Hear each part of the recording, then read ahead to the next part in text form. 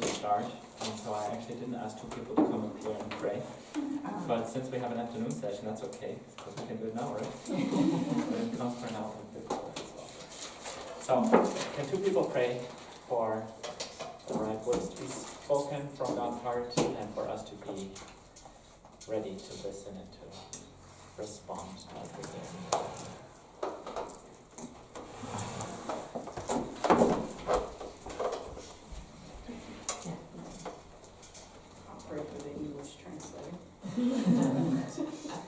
Thank you, Lord, for Bettina. You already know that we had some sessions today, and I'm so glad that you opened our hearts, that you spoke to our, what we just needed, and you blessed Bettina with the words, what we need, and to say the good answers to us, what we needed, and also now for the next kind of lecture, that you give the right words to our hearts and our ears, that we are just open to you, God, and to learn new things. God bless you. Yeah, God, thanks for just everything that you started doing this morning, God. And we just know that you're going to build and build and build on our knowledge and understanding of who you are. And just keep going to our hearts, God, with not just information, God, but transformation in our lives. And pray that when we would just have the words, God, to be able to share with us who understand English. Thank you, Lord. Amen. Everyone in this room, actually. You understand English, you understand English, you understand English.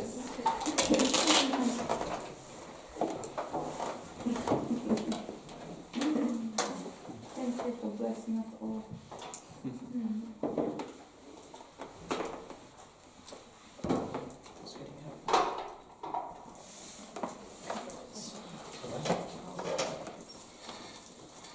Okay.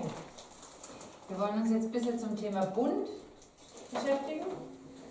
Now we want to deal with the subject covenant for a little while. Ein Bund kommt im Neuen Testament nicht nur im 5. Buch Mose vor, sondern schon viel früher. Covenant is something that appears in the Old Testament, not only in the book of Deuteronomy, but much earlier. Wenn ich euch fragen würde, was ist ein Bund, was würdet ihr sagen? If I would ask you, what is a covenant, what would you say? A promise? Mhm.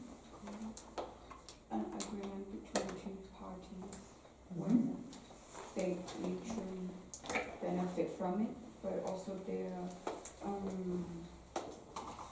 things that they agree to that they need to keep to. So maybe something that lasts longer than just even longer than just that generation, but possibly longer. Ja, also ich würde sagen, das meiste, was ihr so gesagt habt, stimmt. I'd say, yeah, also what you said, it's pretty spot on. Es kommt immer darauf an, wie man es definiert. Of course, it always depends on how you define a covenant. Also es kann entweder ein wechselseitiges Verhältnis sein, wie du gesagt hast. It can be something that describes a mutual relationship, like you said. Oder vielleicht eher, wie du gesagt hast, was Einseitiges, was auch länger geht. Also ein Versprechen Gottes, das über Generationen hinweg geht. Or if it's a more one-sided promise of God, like you said, Crystal, then it surely is something that would last over generations. Genau. Wir gucken uns mal an, was für verschiedene Bundesvorstellungen es gibt, welche Riten dazu vollzogen wurden. We'll have a look at what different kinds of perspectives there are on covenants and what kind of rites were carried out in connection with these. Und wo im Alten Testament überall das Wort Bund vorkommt und welches Verständnis dahinter steht. We'll see a few places in the Old Testament where the word covenant appears, and we'll look at what kind of understanding of covenant is connected with those.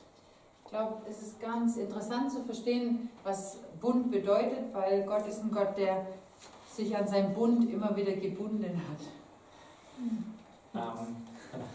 So I think it's interesting to have a look at what does the covenant mean? What is the significance of it? Because in the Bible we see that God continually binds himself to his covenants. Genau. Hebräisch, das Wort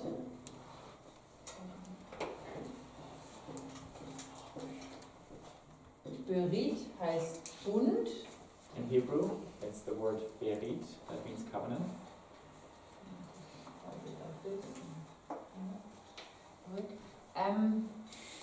Also im Deutschen wird es meistens mit Bund übersetzt, wobei diese Übersetzung auch zum Teil bezweifelt wird. Usually into German it's translated as Bund, into English as covenant, though there are people who question that translation. Manche sagen, das Wort Vereinbarung oder Verpflichtung oder Bündnis würde es besser treffen. Some people think that a better translation would be agreement or commitment or something like a treaty. Ja, genau. Wenn wir jetzt im Alten Testament schauen, Bund bezeichnet ja das Verhältnis zwischen Gott und Mensch im Alten Testament. If we look in the Old Testament, usually covenant is something that determines the relationship between God and human. Aber wenn wir jetzt in die Umwelt des alten Israel schauen, But if we look at the world surrounding ancient Israel, dann war ein Bund selten zwischen einer Gottheit und einem Mensch geschlossen, sondern eigentlich meist eher eine Vereinbarung zwischen menschlichen Parteien. then a covenant was usually not something that was agreed to between a deity and a human being, but between two human parties. Genau, was wir kennen aus der Umwelt sind sogenannte Vasallenverträge.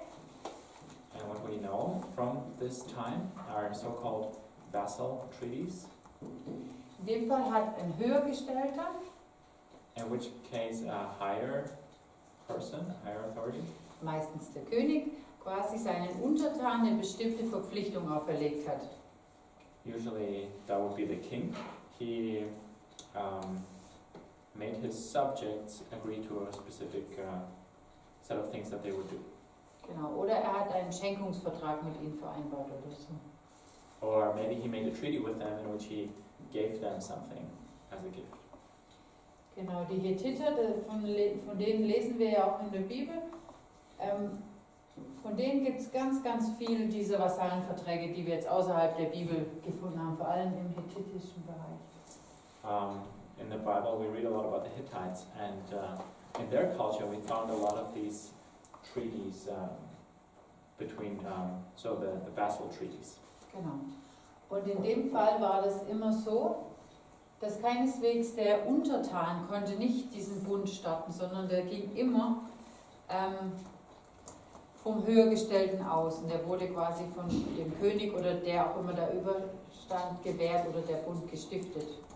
These treaties, they never started with the subordinate party, with the vassal. It always started with the one in higher authority who made this treaty, this agreement. Das heißt, der Untertane konnte nie sagen, komm, wir machen mal einen Vertrag, sondern er musste immer warten, wenn was geschah, wurde das immer von dem Höhergestellten, also dem König, gemacht. It wasn't never the subject who said, oh, let's make an agreement. It was always the king who initiated it. Genau. Wir wollen uns mal ganz kurz schauen, wie so ein Vasallenvertrag aufgebaut ist. We want to have a quick look at what such a treaty looks like, how it was structured.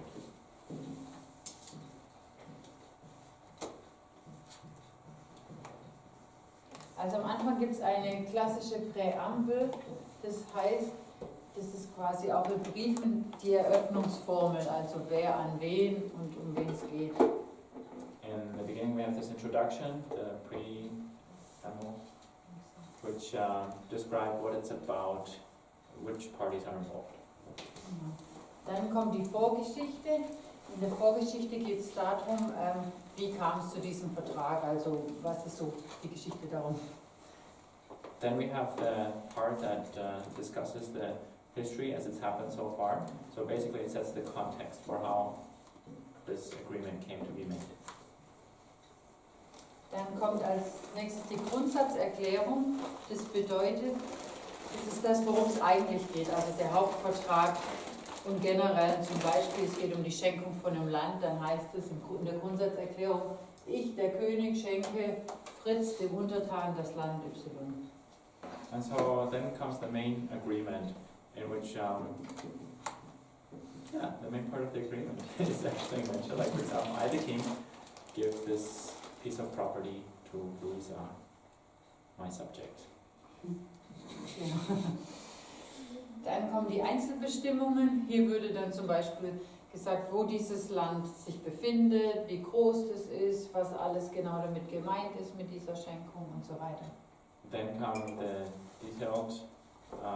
the details about this agreement. For example, where this piece of property is located, who all is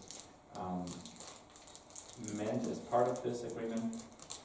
Genau, danach kommt ein klassischer Fluch und Segen, und zwar diese ganzen Vereinbarungen waren in der Welt, weil alles zum Religiösen connected war, auch immer damit belegt, dass quasi, wenn du dich nicht an diese Vereinbarung hältst, dann können die Götter dich segnen oder fluchen. Deswegen hat man hier immer einen klassischen Fluch und Segen Part reingemacht, wo es immer darum ging, wenn du dich nicht dran hältst, sollst du verflucht sein, oder wenn du dich dran hältst, gesegnet sein. Then there was always a part with blessings and curses.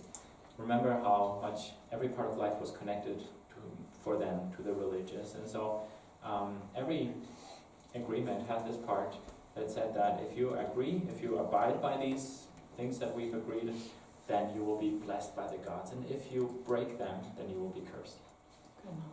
Und am Schluss wurde meistens irgend so ein Passus eingeführt, wo es darum ging, dieser Vertrag soll regelmäßig verlesen werden, quasi zur Erinnerung immer wieder so. And these treaties usually ended with some kind of agreement or with this rule that this treaty shall be read out loud every so often. Genau. Und das Interessante, warum ich euch das jetzt erklärt habe, dass das so ist, dass Deuteronomium, 5. Buch Mose, genauso aufgebaut ist eigentlich wie so ein Vasallenvertrag. The interesting part now, why I'm telling you all of this, is because Deuteronomy is actually structured exactly like such a vassal treaty. Und das ist das Spannende, vielleicht erzähle ich der Mann oder morgen mehr oder auch nicht. Dazu, das weiß ich nicht. Ich wollte jetzt das noch nicht vorwegnehmen, welches Kapitel für was steht, aber einfach mal, dass ihr ein bisschen Hintergrundwissen habt. And so Manuel can tell you a little bit more about this tomorrow. I don't want to take away all of that and give you the exact chapters and everything. I just wanted to give you guys an idea about it. Genau. Also. So war quasi, so ein Vasallenvertrag war eher das Verständnis von einem Bund zwischen Partnern. Such a vassal treaty, it really fits more this understanding of agreement between two partners. Genau, aber in der Bibel wird oft zwischen dem Bund zwischen Gott und den Menschen beschrieben. Whereas in the Bible, such a covenant is usually between God and humans. Genau. Interessant ist auch vom Hebräischen, heißt das Wort, mit dem das Wort Berit meistens steht, also im Deutschen würde es heißen, einen Bund schließen. The interesting thing is that in Hebrew, the verb that goes with the word covenant, so like to make a covenant, Ist Karat, also man würde sagen Berit Karat, also einen Bund schließen, aber Karat bedeutet eigentlich schneiden. it's the word karat. So you would say berit karat to say we make a covenant, but karat actually means to cut. Hat jemand eine Idee, wo das in der Bibel diese Geschichte vorkommt? Wenn ihr die ersten Bücher Mose bis 4. Mose gelesen habt, könntet ihr draufkommen. Do you have an idea where in the Bible this appears? What's up with this cut, the covenant?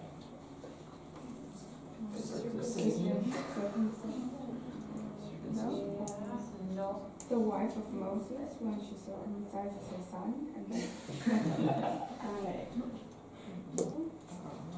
It's another kind of cutting. Yeah. Oh yeah, you. Yeah, true. When Abraham cuts the animals and God goes through in between. Ja, genau. Also Genesis 17. Nee, warte.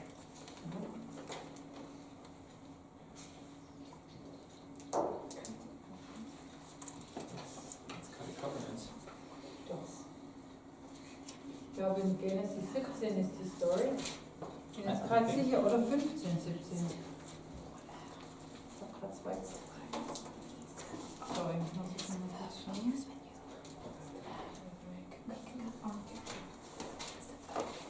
Jetzt 15.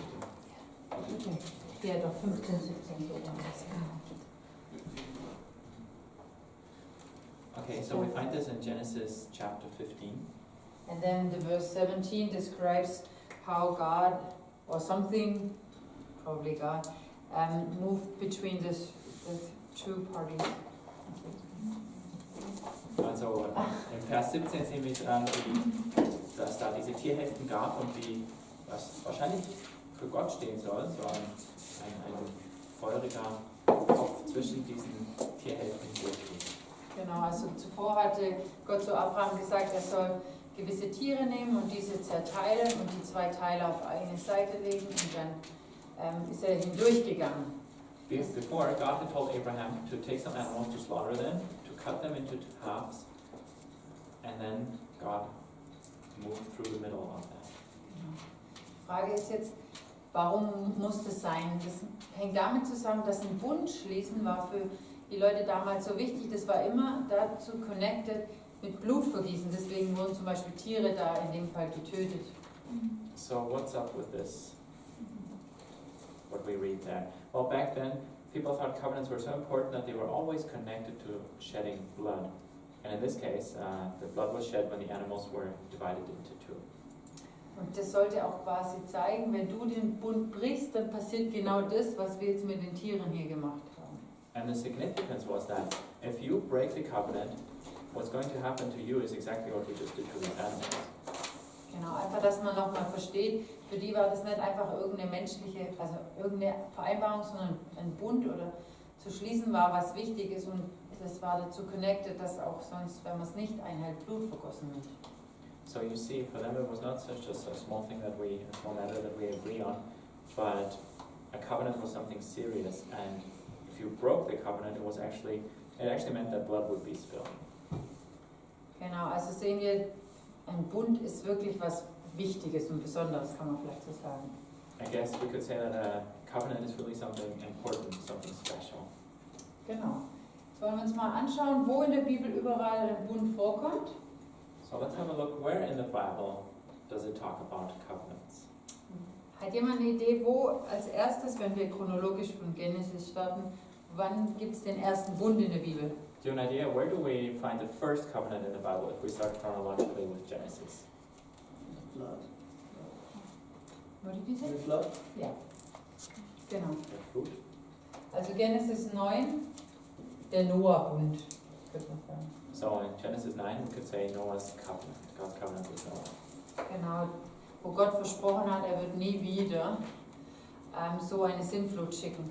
Where God promised, I will never again send such a flood over the earth. Und hier haben wir zum Beispiel einen klassischen Bund, wo Gott sich selber verpflichtet, was zu tun, unabhängig vom Verhalten der Menschen. This is an interesting covenant because God unilaterally promises to never do such a thing again, no matter what people act like. Genau. Es gibt auch andere Bünde,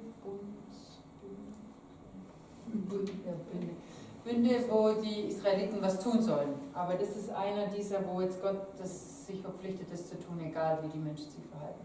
In many other covenants, humans then also have to abide by some rules for this agreement to work. But in this case, it was God himself who promised unilaterally, just from his side, that he would never do that again. Genau, den nächsten Bund finden wir in Genesis 15 und 17, wo Gott mit Abraham einen Bund schließt. The next covenant, the next times they're mentioned is in Genesis 15 and 17, where God makes a covenant with Abraham. Genau, Zeichen für diesen Bund ist, wie ihr vorhin auch gesagt habt, ist natürlich die Beschneidung. And a sign of this covenant, as you've mentioned before, is circumcision. Genau, und Inhalt dieses Bundes ist durchaus eine gegenseitige Treue. And in that covenant, we definitely see a mutual faithfulness that is required. Genau, also Jahwe schützt das Volk und schenkt ihm das verheißene Land, aber Israel soll sich darum bemühen, ein Leben nach Gottes Geboten zu führen. So Yahweh protects this people group and he gives them a promised land, but they have to try to live in a way that obeys his covenant, his commandments, that honors him. Jetzt gehen wir schon zum nächsten Buch, Exodus 24. Now we already moved to the next book, Exodus chapter 24. Weiß jemand, was da passiert? Does someone know what happens there? Genau. Das ist der Bundesschluss am Sinai, wo das gesamte Volk den Bund mit Gott schließt. That is the covenant that is sealed at Mount Sinai, where God makes this covenant with the whole people. Genau. Aber ihr alle kennt ja auch die Story, ein paar Kapitel später in 32, wo es das goldene Kalb ist und quasi ein Bundesbruch passiert. You all know the story, how a few chapters later, already in chapter 32, the golden calf is worshipped, and so we already have the breaking of the covenant. Und deswegen 10 Kapitel später in 34 haben wir nochmal eine Bundeserneuerung, könnte man sagen. And then so, 10 chapters after the first time, we have a renewal of the covenant. Genau. Machen wir hier weiter. Sorry.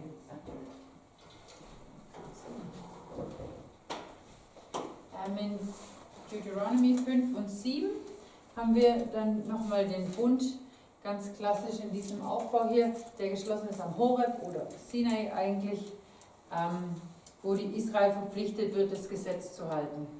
Then in Deuteronomy 5 and 7, we have the covenant again in this classical form, which happens at Mount Horeb, which, as we've said already, is really another name for Mount Sinai, where Israel is required to abide by the laws of this covenant.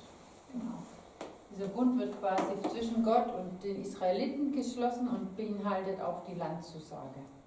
This covenant is made between God and the Israelites, and it includes the promise of a land for them. Genau.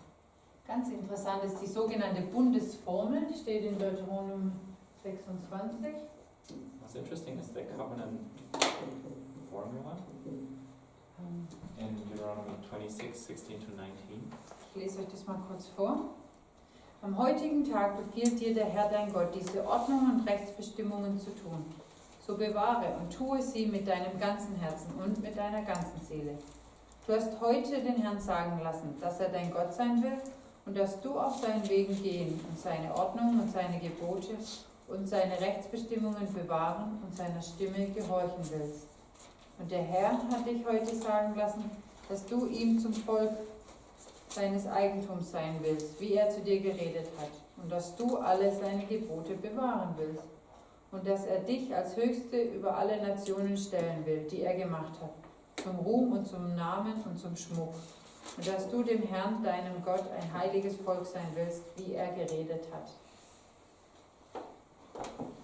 Today the Lord your God has commanded you to obey all these decrees and regulations. So be careful to obey them wholeheartedly. You have declared today that the Lord is your God, and you have promised to walk in his ways and to obey his decrees, commands, and regulations, and to do everything he tells you. The Lord has declared today that you are his people, his own special treasure, just as he promised, and that you must obey all his commands. And if you do, he will set you high above all the other nations he has made. Then you will receive praise, honor, and renown. You will be a nation that is holy to the Lord your God, just as he promised. Genau. Also das beschreibt den Bund, der quasi im Deuteronomium geschrieben wird, in ein paar Worten ganz gut. That is a pretty good summary of the covenant that is sealed there in Deuteronomy. Wir sehen, es ist eine gegenseitige Verpflichtung. We see how it is a multilateral agreement. Also die Israeliten haben sich dazu verpflichtet, Gottes Ordnung, Gebote und Rechtsbestimmungen zu bewahren und seiner Stimme zu gehorchen. How the Israelites agreed to obey God's laws and commandments and to listen to his voice. Und Gott hat sich verpflichtet dazu, dass Israel sein Eigentum sein wird und dass sie sein Volk sein und dass er sie bewahren möchte. And God committed to the fact that Israel is his chosen people and that he will protect them. Genau. Es ist quasi ein Bundesschluss, kommt dadurch zustande hier. And this is how a covenant is sealed here. Und hier ist dieser Bund geprägt von einer gegenseitigen Treue und Zugehörigkeit. And here this covenant is marked by a mutual faithfulness and belonging. Genau. Es gibt noch einige weitere Bünde im Alten Testament. There's a few more covenants in the Old Testament. Ich werde nicht alle nennen, aber noch mal ein paar wichtige. I will not name them all, but a few of the important ones. Josua 24 gibt es den sogenannten Landtag zu Sichem. In Joshua 24, there is it was like an assembly at Shechem. Genau, und da ist auch wieder eine Bundeserneuerung zwischen Gott und Israel, weil der Bund zwischendurch mal wieder gebrochen wurde. Again, there was a renewal of the covenant between God and Israel because this covenant was broken in between. Das ganze Alte Testament ist quasi voll davon, diesen Bund Gottes immer wieder zu brechen und zu erneuern. Das ist einfach so, weil wir Menschen sind. You could say that the whole Old Testament is about this covenant being broken and renewed. That's how it is, because we are human. Genau. Also zum Beispiel 2. Könige 11, Vers 4, gibt es einen politischen Bund, diesen König schließt mit seinen Untertanen. Das ist jetzt mal ein typisches Beispiel für kein Bund zwischen Gott und den Menschen. In 2 Kings 11, verse 4, we see another kind of covenant, this one not between God and people, but between a king and another person. Ja. Oder in 2. Könige 23 ist die Story von Joschia.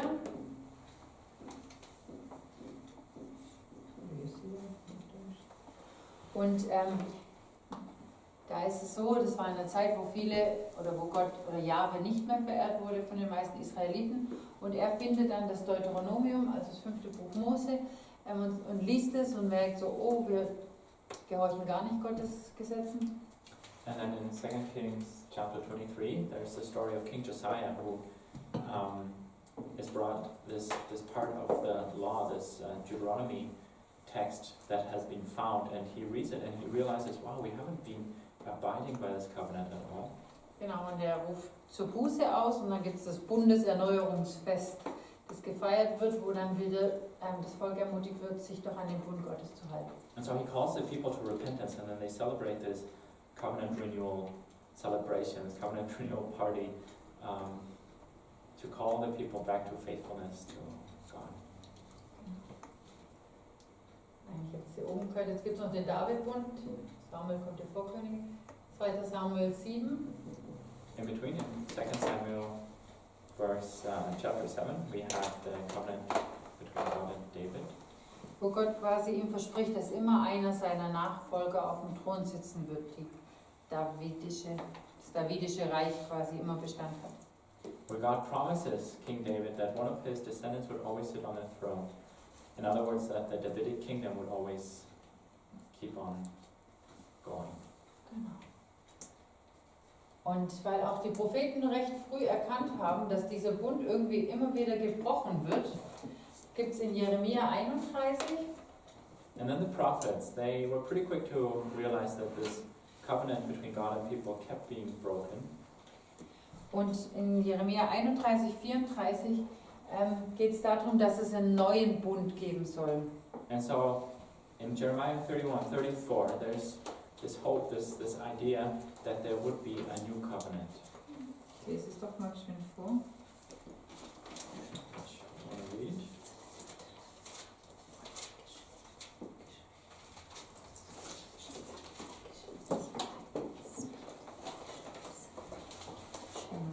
Siehe, es kommt die Zeit, spricht der Herr, da will ich mit dem Hause Israel und mit dem Hause Juda einen neuen Bund schließen.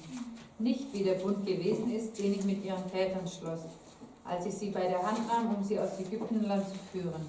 Ein Bund, den sie nicht gehalten haben, obgleich ich ihr Herr war, spricht der Herr. Sondern das soll der Bund sein, den ich mit dem Haus Israel schließen will nach dieser Zeit, spricht der Herr. Ich will mein Gesetz in ihr Herz geben und in ihr Sinn schreiben, und sie sollen mein Volk sein und ich will ihr Gott sein. Und es wird keiner den anderen noch ein Bruder den anderen lernen und sagen, erkenne den Herrn, sondern sie sollen mich alle erkennen.